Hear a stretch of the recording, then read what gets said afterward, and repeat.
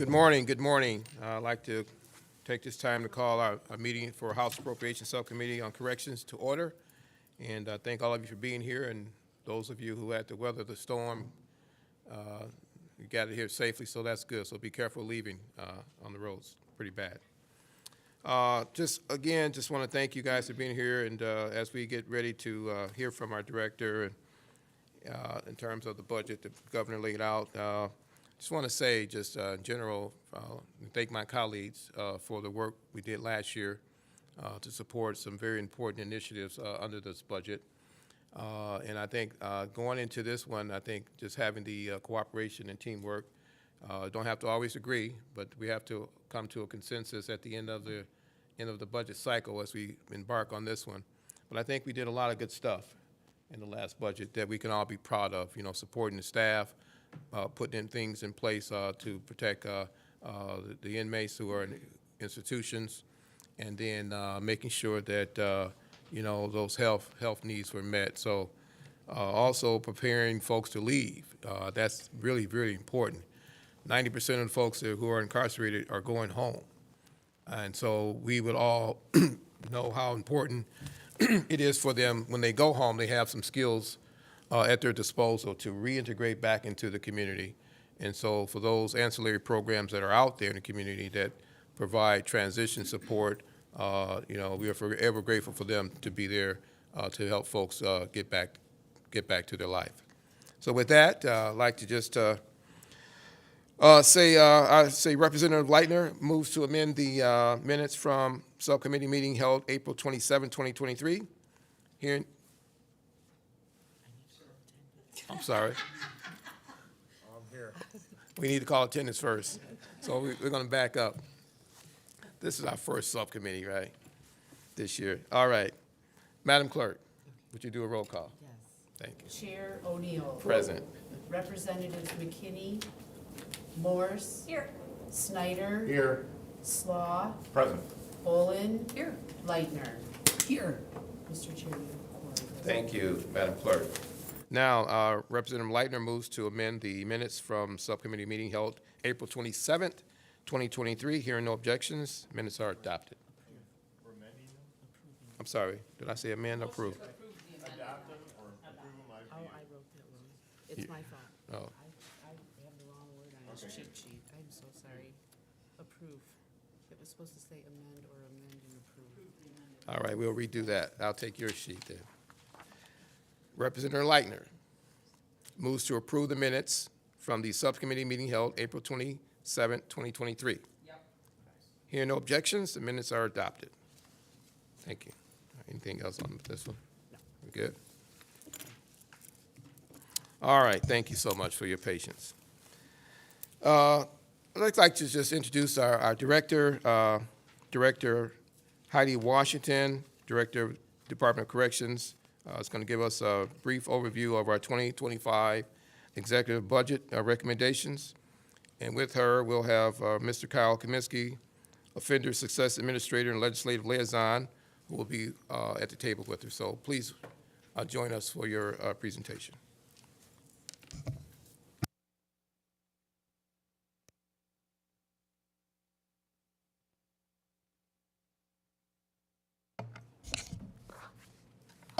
So don't worry about any first glitches. So I already took care of that. So just be at ease. Okay. Okay. All right. You say so. Relax. All right. Well, hello, everybody. Seems like every time we have this meeting, unexpected snowstorm happens, so we are right on schedule with that. But it is good to be here. Thank you for the opportunity to present our budget recommendation for FY25.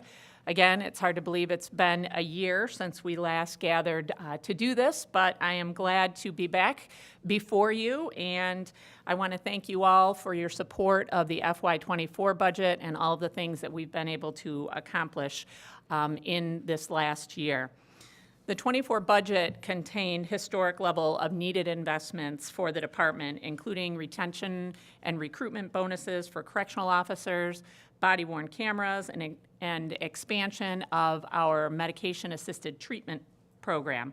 The department will be back in front of the committee in the next week to provide updates on all of those projects. So my presentation today, again, will be focused on the FY25 executive recommendation. We've titled this presentation Focused on Success for two reasons. The first is the budget is targeted at creating success for those we work with through a groundbreaking education proposal, enhanced reentry planning and services, and ensuring quality healthcare services and staffing.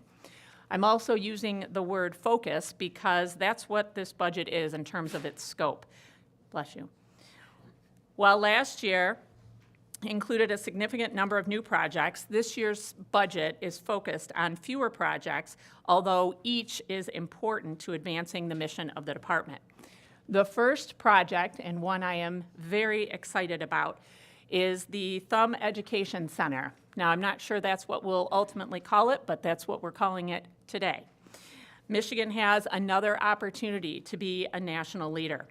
When we developed our first vocational village in 2016 and subsequently opened our second and third villages, we were resetting the national bar for career and technical education in prison.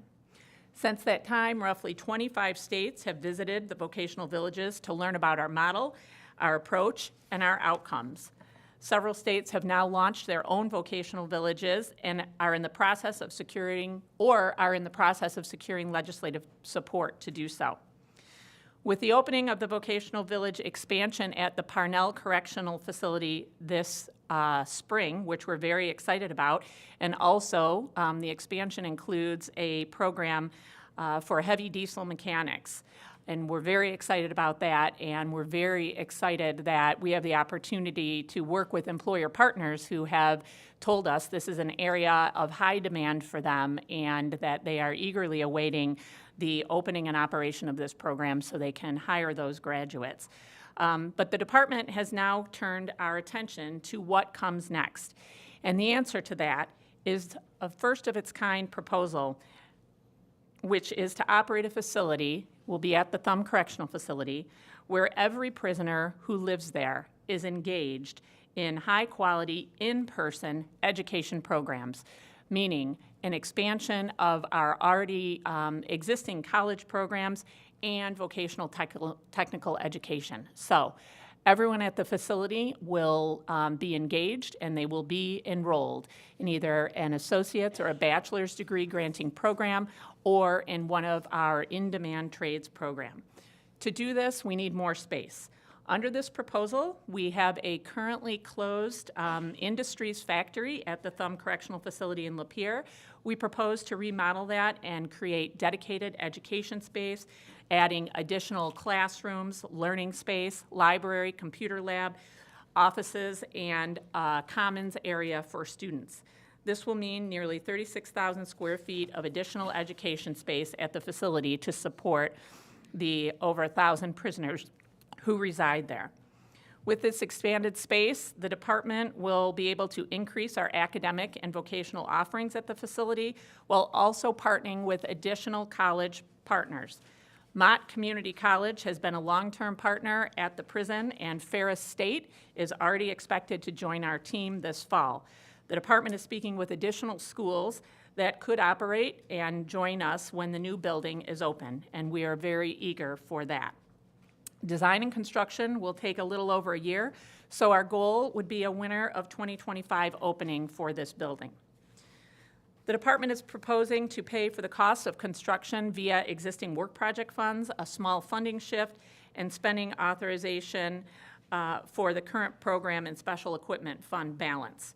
There would be no dollars in ongoing general fund to bring this plan to reality, but the budget would include 15 new FTEs consisting of custody staff for the building as well as educational staff. That's our first primary component of the budget. The second is also exciting, something I'm very excited about and something we're already seeing success with in the Department of Corrections, and that is in the area of peer reentry supports. Peer-led reentry is an emerging approach in reentry. Over the past few years, the department has supported the use of peer mentors, peer recovery coaches, and peer navigators because they can serve as a key element to successful reentry. To be honest, this has represented a change in our mindset and approach from one that historically primarily sought to keep those who had been part of the criminal justice system away from those that are still in it. The benefits of changing this approach to support pro-social activities and supports have been clear. The guidance of peers with lived experience can make the difference for those navigating their return to the community. To help foster the participation of justice-involved peers in the reentry process, the department is requesting $1.5 million into the current reentry community partners budget line that will be made available to peer providers. So again, it's not new money, it is a fund shift from what is already available. Coordinating these efforts with the existing reentry structure in our state will ensure quality services for clients and good value for the state. This will also allow more peer service providers to engage in this work throughout every region of the state. The third component of the budget has to do with in-reach expansion. In-reach is what we consider about the 60 days prior to release from prison. It is a key time for our planning efforts and putting someone on the path for success. Our dedicated in-reach staff that we already have some of throughout the state do a great job with this process, which includes finalizing a parole plan, transition team meetings with agents and community service providers, and assisting with housing and other needs pre-release.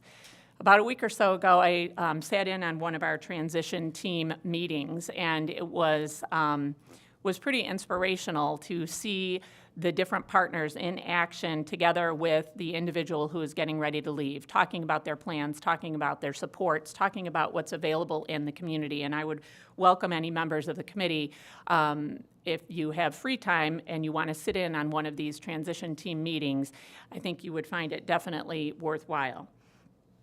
When the department first developed InReach several years ago, we really utilized a hub model where we were transferring literally thousands of people every year in order to place them at what we designated as an InReach facility for their 60 to 90 days prior to release. And as that model evolved, particularly during COVID, we found that bringing the services to the prisoners was actually a more efficient way to provide the services. InReach has now begun shifting, because of that, to a regional model with staff providing coverage to one or more facilities in a region so they can work with those that incarcerated without the need for transferring people. So in other words, we're bringing the services to where the individuals are, which is all over our state, instead of transferring everybody to a handful of facilities to try to get this accomplished. And this will increase the use of InReach services, which is positive. More people will benefit. To fully implement the regional model, however, the department needs 6 additional reentry facility coordinator positions to be placed at facilities around the state. Adding these positions will ensure that more returning citizens can benefit from InReach and start parole on solid footing with support from staff and partners. The next part of our budget has to do with health care. Health care is a key service provided by the Michigan Department of Corrections. We utilize a mix of state employees and contractors. The department provides care to a population that has a high prevalence of pre-existing conditions and chronic care conditions. Michigan's approach to integrated health care also addresses behavioral health, and over 1/3 of the department's population is on an active mental health caseload. For the first time in several years, our prison population is growing as intake continues to rebound from COVID-19 when things slowed down and in fact stopped in some areas of the state. For 2023, we finished the year 600 prisoners up. It was still below what our prison projections had us at, but nevertheless, it was still an increase of 600 prisoners on the year. We're also still dealing with a very competitive healthcare staffing market, which necessitates additional spending for FY25. The first portion of our request is for $16.2 million in new funding for contracted healthcare services. This is a result of increasing costs of care and changes, i.e. increase, to the prisoner population. This contracted healthcare, contracted healthcare costs in FY25 are projected at roughly $149 million.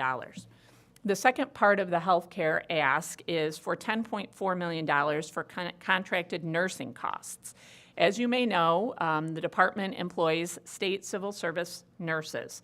However, we're not always able to fill all of those positions, so we must contract with individual companies to fill in the gaps. The Civil Service Commission has approved increased pay for RNs and LPNs who work in state service, but that change is phasing in over multiple years. While we remain committed to hiring as many state positions as possible, we must keep our positions for nurses filled. Currently, half of the department's non-supervisory RN positions and LPN positions are unfilled, resulting in the use of contracted nurses. The use of temporary nursing contracts is more costly, but ultimately is necessary to ensure care. As a result, the department is requesting $10.4 million in additional funding to cover the cost of filling those key vacancies. The last, almost the last, I think second to the last thing I want to discuss is economics and boilerplate. The department has over 10,000 staff located in 26 prisons, 105 field offices, and central office in Lansing. Whether our staff are represented by the MCO, AFSCME, UAW, MSEA, SEIU, or if they are NERIs. No matter which one of those categories they fall into, and regardless of their role or their classification, they answer the call.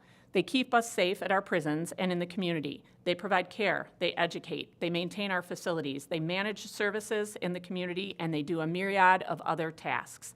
The department's successes are a testament to their commitment and dedication.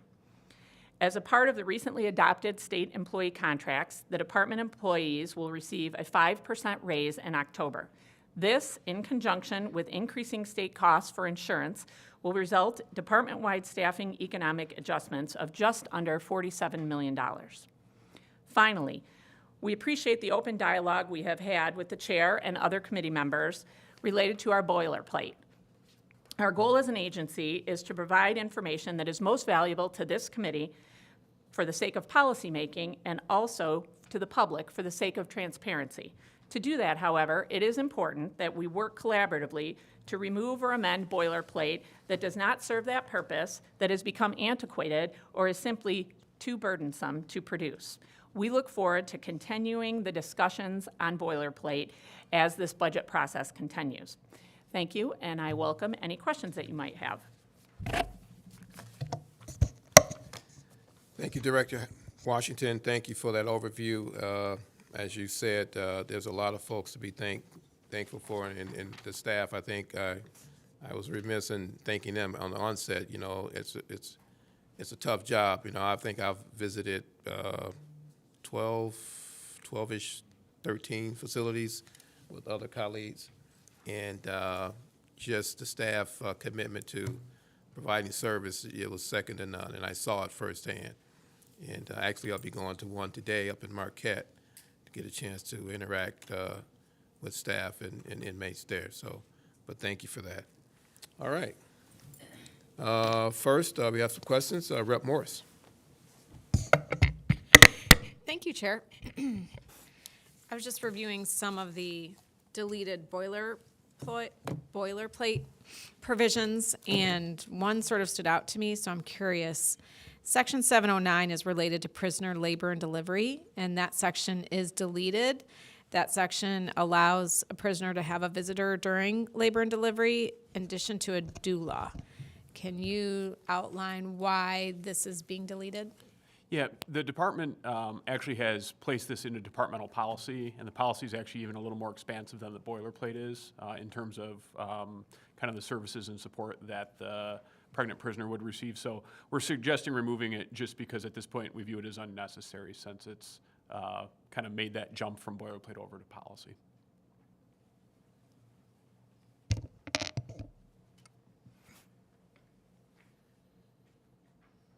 Can I get a copy of that? Sure. Yes, absolutely. How long I mean, I imagine you have quite extensive regulations. How, is that a huge manual or? The policy directives? Yeah. Yes, they are available online, except for a few policies that are exempt. So you can get them online. Yeah, there are a couple of binders worth. Really, that's what I imagined. Okay. But All they're right. broken out into sections. They're easy to locate what you're looking for in them. But we can send you the policy that's pertinent to your question. Okay, perfect. Thank you. Can you send it to the whole committee? Yes.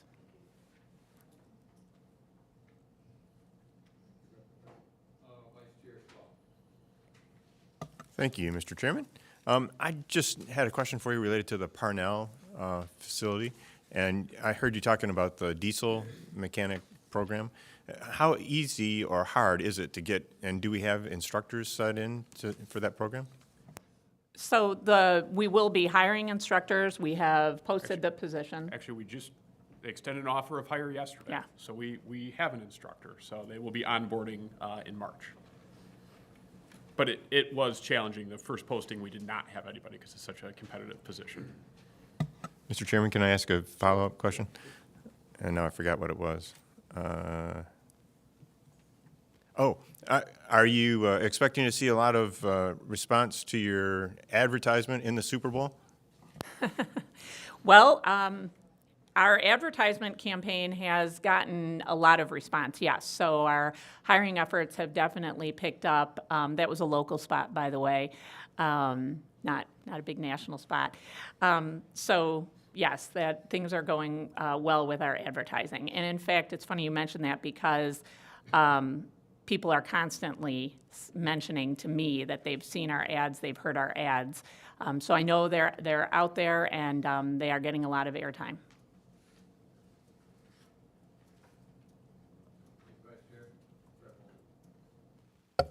Thank you, Mr. Chair. Thank you very much for being here. I have a couple of questions as it relates to the Thumb Educational Facility, and I think it's great that we're putting forth a lot of effort to make sure that people are prepared and they can have a smooth transition once they've paid their restitution to society. But I have a question, some questions related, like how are we going to ultimately measure the success?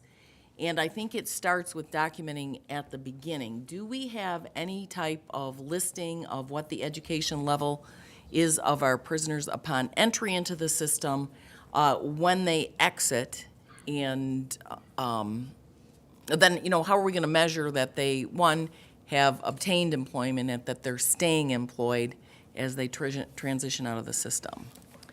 Yes, so we do measure those things, including on entry when people come into the system. Roughly half of the people, I believe it is, don't have a high school diploma or GED, and so we get them enrolled in whatever is the appropriate program for them at that time.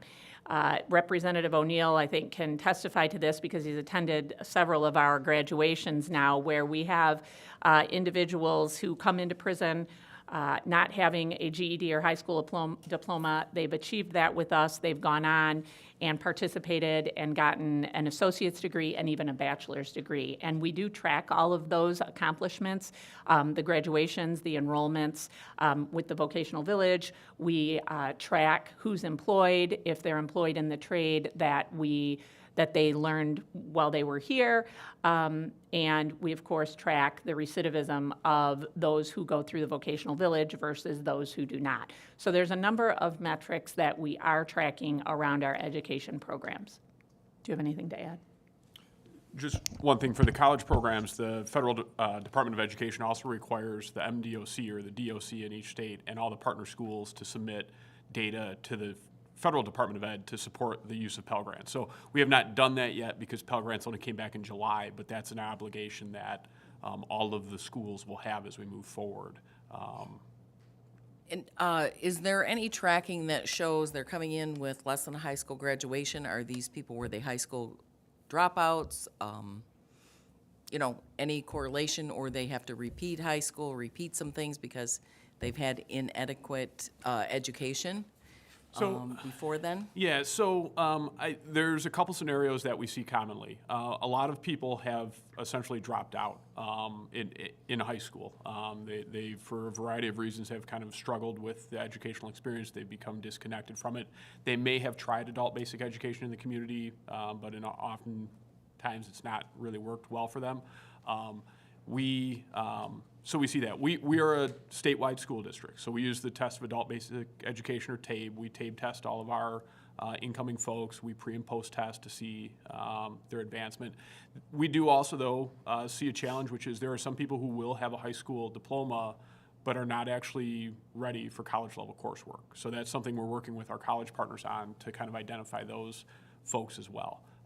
It may be that they've been out of school for an extended period of time, many, many years, or maybe that they just really aren't at that level despite the diploma that they have. So then we would work to remediate that. Well, I think that I guess ties in. Are we working with the Department of Education? It seems the failure has come to these people before. It ends up being on the burden of the college or the university that's helping with this program, and I think that that's notable. But why are we not tying it back to the failure in the K through 12 system, that they're not prepared or they're not ready or have to repeat courses? Are we working backwards in any way to show that we need to better prepare them to feed in wherever they Yeah, end up? so again, since we serve as a statewide school district, we report all of our data back through the State Department of Ed. So they have access to that information. We're not really in a position to engage directly with outside public school districts about the performance of their students, but we certainly report all of that information to the appropriate authorities to kind of have that. Which seems to tie them to, and I just have one final question. You mentioned that this was, the construction of the facility was going to be based and basically coming from previous work projects. So, we have had a lot of work projects that just carry over. There's really not a whole lot of measurement success. That money, was that actually defined specifically for construction of this future Thumb Education Center, or is it changing work projects definition in putting the money towards that? It is not changing work projects. The work project itself doesn't designate Thumb, but the educational work projects that we've done the last couple of years have been clear that they're about the expansion of educational opportunities for our prisoners. We haven't designated specific sites all the time because we don't always know at the planning stage which sites So it will very, be. very flexibility in the wording. Thank you. Well, but not flexibility about the ultimate intent. And the intent is to essentially create more classrooms or more spaces for people to learn in. Yep. If I can piggyback on that, on some of those lines of questions, Rep. You make a good point. It's like you pay me now, you pay me later on the education side. The commercial we've all seen, the oil change. You either change your oil early or you get a new motor. So the pay me now part is we have to, and we're doing it. We're making an investment, record investments in education now. Education generally has been defunded for the last 20-plus years. And so that's part of the problem, that you make a good point. But that's why we have to invest in education, early childhood education, general education, and so hope that, those folks catch on there and prevent that pipeline. Now we're investing in their lives now on the back end. But it's a must-do. So you follow me? That's just my view of that. So, but good line of questionings. Rep. Leitner. Thank you, Mr. Chair. And thank you, Director Washington, for being here, and Kyle, as always. So I also want to talk about the thumb thing, because actually I would kind of like some more clarity in regard to the work project issue, because, obviously you have quite a few work projects on the books. I don't have them broken down into buckets or anything. I just have like a number, right? So I'm just curious if you're able to pull all that money, because in your testimony you said existing work project and a small appropriation. So I just want to clarify, are you asking for additional money for that in addition to what you guys already have in other, that you can pull from in work project money? And what's that small appropriation? Is that the 3.4? So the work projects that we're talking about here are work projects that are tied to education. We don't really, at this stage, we have the authorization to spend those funds as long as they're consistent with the work projects. The $3.4 million is the program and special equipment fund. Okay. So those were restrictive funds that were collected in the past on prisoner phone calls between prisoners and families and loved ones. The legislature previously ended the practice of collecting those funds, but there's a balance that has sat there unspent. So what the department needs as part of this, or what we're requesting as part of this, is just the authorization to expend that fund balance in the Program and Special Equipment Fund. It's consistent with the original intent of the Program and Special Equipment Fund, which was to support programming, but we do need the legislature's authorization to access those restricted funds. Sure. And then another clarification in here with some of these things, like there's 15, or asking for authorization for 15 additional FTEs in that particular one, 6 in the in-reach service expansion and such. And I'm just curious, like, what's your current authorization right now for FTEs? And how many of them are actually filled? And what, like, how many do you have vacant, but you have authorization for? We have about 10,250 something filled, and we're authorized for about, I think it's 13,000. I can get you the exact numbers, but that's roughly what it is. So is there just Most of those vacancies, as you're probably aware, are officer vacancies. And, you know, that number is constantly rolling because as somebody leaves a position, we have to post it, all of those types of things. I mean, we've discussed that we have a number of nurse vacancies on the books, which we're always trying to fill. I mean, Kyle just mentioned last week we had a vacancy for a diesel mechanics instructor, and hopefully today we will have that position filled. So the number is constantly fluctuating with, you know, with people who are leaving, retiring, and filling positions. well, and I guess that leads to, Mr. Chair, if you, okay. In regards to the FTEs themselves, this authorization, is it for a specific, like, section, like a very specific, like a program, like a teacher, you know, something like that, because this is an educational center in one aspect, the other's offender success, but like, is it above and beyond what you already are authorized for? That Yes, isn't they're new filled they're new- for those programming sections, I guess, for FTEs? They're new FTEs, and they would, like for the thumb, since we're going to be occupying a new building, we need custody staff, so correctional officers to be part of that equation. We need teachers, and whatever, I'm not sure what other classifications we'll have in there, maybe clerical support, but those are the types of positions that will be comprised of those additional FTEs. Okay, thank you. Thank you again, Chair. So I was really happy to see, Director Washington, you talk about the peer-led reentry services and how, you know, the philosophy has been changing to acknowledge that we really should be ensuring, you know, if we want to reduce recidivism, part of that puzzle is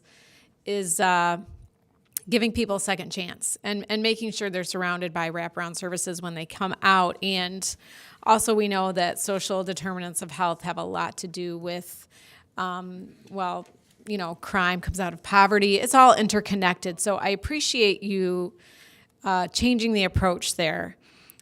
And my question is related to the peer-led reentry services and in-reach. Here in our sheet, it mentions that it's reinvesting money. So I'm just curious, is that money from other reentry type programs that weren't successful, or can you speak to where that's coming from? Yeah, so in both those cases, the money is essentially coming from the same place, which is historically the department did direct contracts for certain substance use disorder programming in the community, but we have made a shift and we're using a Medicaid-funded approach to that now. And with Medicaid picking up the costs of those substance use disorder programs, that has freed up the funds for the peer-led reentry, as well as the potential funds for the FTEs for in-reach.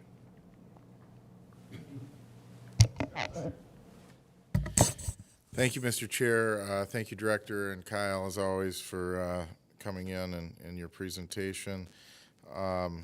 I'm sure as we go forward over the next couple of weeks, I'll have a lot more questions about programming and current year budget and stuff. But I do have one question.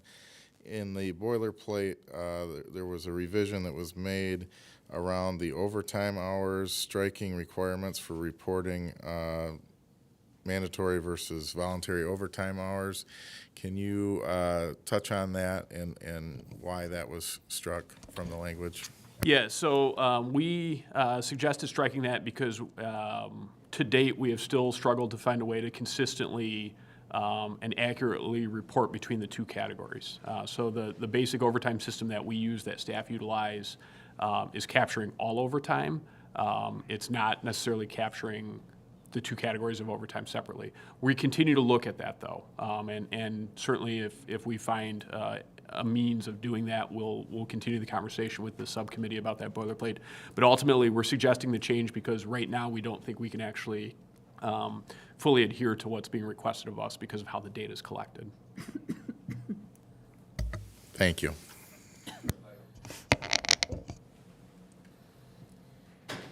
Thank you, Mr. Chair. And this is in regards to healthcare, because I just want kind of a refresher on this. I'm assuming that there's a very limited amount of bids when it comes to healthcare, obviously.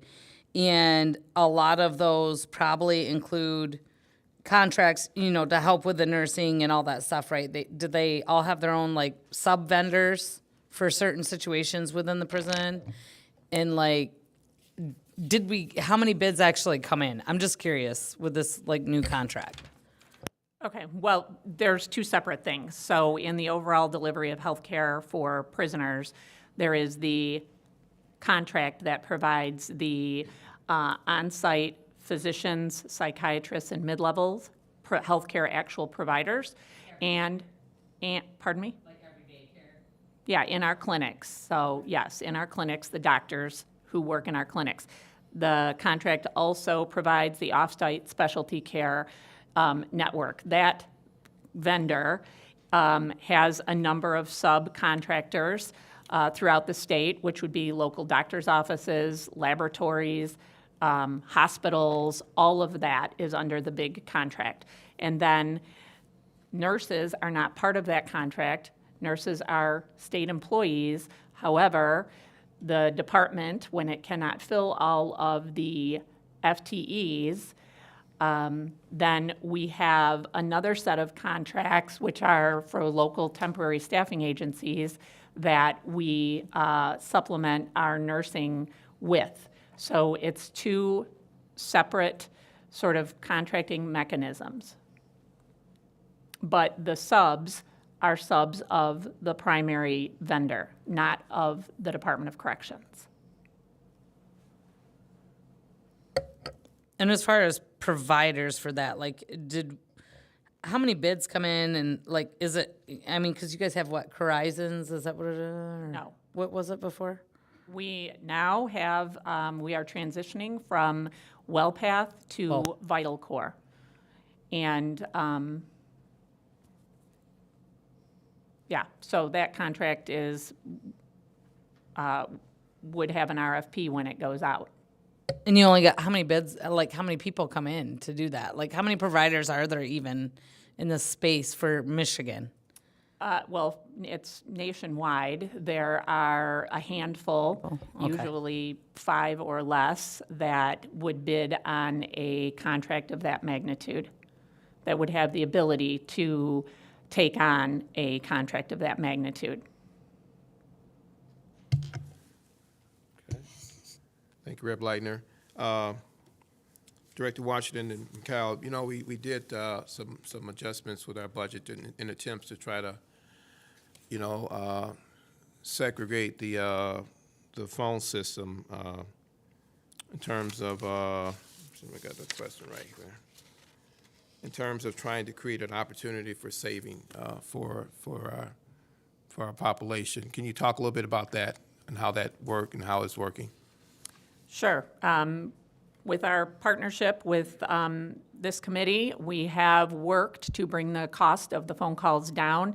It is now down from, a high of a few years ago. I think it's more than cut in half. It's about 7 cents a minute now, right? Yeah, so it's 7.35 cents a minute now. That's down from over 8 cents a minute last year, which was down from in the teens. But since 2015, we're down from 20 cents a minute. So we're down about 65% thanks to the work that we've been able to do with not only this committee, but also the predecessor committee that also worked on this issue under the minority vice chair. And so on that, have you heard much feedback from the population in terms of, and families on the difference of as a result of the reduction in terms of, great, this is helpful? I mean, have you heard anything like that? I don't know that we've heard a lot of that per se. I mean, I think the reduction is appreciated. We probably have some data, although I don't have it here, on whether or not the number of calls has increased because of that. I mean, that was certainly an expectation that more calls would be Sure. placed. Yeah. Well, again, like you said, that was a cooperation, previous and current, being sensitive to the families. They bear a large burden and expense in terms of supporting their family members. So that was an effort to try to mitigate that. One more follow-up is on the body-worn cameras. We also made adjustment, talking about safety for staff and inmates. Can you talk a little bit about the implementation of that component? Sure. I know that we're going to be back next week to talk about body-worn cameras and the other initiatives that were funded in last year's budget. But I will just say that's going along very well. We have hired all of the positions. We just this week finally ironed out all of the contractual issues with the proposed vendor. So we should be able to now get equipment and get rolling with that very quickly. We are actually, I don't want to steal all the stuff that I know Kyle's going to talk about next week. But the body-worn camera team has been going throughout the state, having town halls at all of the prisons, answering and fielding questions from staff about, what this means, what's it going to mean to me, how will this impact me, all of those types of things. So that is going along very well. Good. Thank you. A couple more questions. Rep. Boland, then Rep. Leitner. Thank you so much. So I have a question. It's in regards to the health insurance. And you said that we're transferring them to Medicaid. And I'd just be curious, one, how many prisoners that includes, what the percentage increase is per prisoner. But also, it seems to me, and maybe this is a fiscal question, I don't know, that it's still the cost of corrections. It's going to be shifted over to DHHS and our Medicaid patients or recipients in the state. So why wouldn't it be an intergovernmental transfer or cost? Because it's really the cost imposed by the Department of Corrections. So what we were saying is that in the community, so these are for individuals who are in the community, not in prison, and so they're citizens in the community, and they are eligible to access Medicaid services now as a citizen. We have changed our focus so that we are working with the PIHPs to make sure that these individuals, in fact, get the services in that regard. It's not about, Medicaid isn't paying for prisoner-related health care. That's not what this is about. And just to answer the question about eligibility, about 96% of the people under the MDOC's jurisdiction are Medicaid eligible. So there's a significant overlap, and as the director said, all we're doing is making sure that they can access the services that they are eligible for as community members. And we changed our approach so that our approach is more consistent with the community approach to substance use disorder treatment, rather than having kind of a side-by-side approach that would bump into that. The other thing to keep in mind is people are only going to be under the jurisdiction of the MDOC for a finite period of time, and so we wanted to get them into a system where they were actually working with providers that they might be able to work with for a longer duration than they'd be under our jurisdiction. Okay, so it's when they leave the prison system, they're on parole. Yep. Thank Right. you. Chair Morris, want to comment on that? Sure, I can just clarify, Rebel, and you probably remember from yesterday, there's money in the HHS budget for this precise program of reentry and getting them signed up while they're still in prison, so when they get out. But prisoners, while in incarceration, are still not eligible.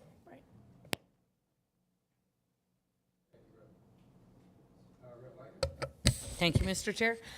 This is in regards to boilerplate, and it may be the same answer as what you gave Representative Morse, but the 200 section in regards to a lot of the reporting, and specifically section 207, but basically all the 200s are being proposed to be deleted except for 211, which is on contingencies. But 207 in particular, where it prohibits MDOC from taking disciplinary action on classified civil service employees or prisoners for communicating with legislators or their staff. Obviously, you know, being one in the community that communicates with people who work within the department, you know, this has been a thing I've heard a lot, you know, that if they communicate with like us policymakers on particular practices, you know, they can be punished in a way. And so I'm just curious, like, why these sections, and that one in particular, is being proposed again to be deleted? So all of those sections are general sections. So the executive across state budgets seeks to eliminate those every year. The legislature seeks to include them. And then there's a discussion that happens at other levels about what ends up in there or not. Right. So that's just a general kind of separations of power start to the conversation. But is there something in maybe your practice or policy where this wouldn't have to be an issue every single year we go through this? Because no matter who's in power, we all kind of argue about this particular one, so. Yeah, I think that's ultimately a question curious. for the state budget office and the chairs of the Senate and House Appropriations Committees. All right. All hearts and minds clear on questions? For now. Madam Clerk, did you want to address, I was just going to say, while we were sitting here in response to your question, Representative Leitner, about the FTEs, I looked up the most recent FTE report that was submitted by the department has listed that at that time, and it was the first quarter for fiscal year '24, pay period ending December 23 of 2023, they're authorized to have 13,206 positions, and at that time filled 10,257.8. So your difference is 2,948.2. yes, Kyle. Can I just note for the record, though, that the FTEs are not on a single line. They're assigned across different budget lines. So like, for instance, the in-reach FTEs where we're seeking 6, I can say with certainty, because that's one of my groups, there are no vacancies within that group. So they're not fungible as a concept. They have to be properly placed on the line for the department to be able to fill them. Okay, would you be willing to provide us like your FTE, your I guess sections, you know, each like corrections officers, teachers, whatever it may be, each individual section, and provide us with like what you're authorized for in that particular section? That would be great. Thank you. We can do that. Thank you, committee members. Thank you, Madam Director, and Kyle, for your time, for sharing today. Obviously, we got a lot of work to do. We've done a lot of great things, and I think we can really be proud of some of the stuff we've done together as a committee, and that's what it's all about. I would like to just kind of reference our minority vice chair. His family his wife and he had a baby yesterday, Rep. McKinney, so that's why he's not here. So keep him in your thoughts and prayers, and right, he's excused, but that's why he's not here today. Yeah, but I wanted to mention to the folks why he's not here first, you know. So that's why he's not here today. So seeing no more questions, we call for a motion to excuse absent members. Seeing no objections, that motion is adopted. This meeting is adjourned.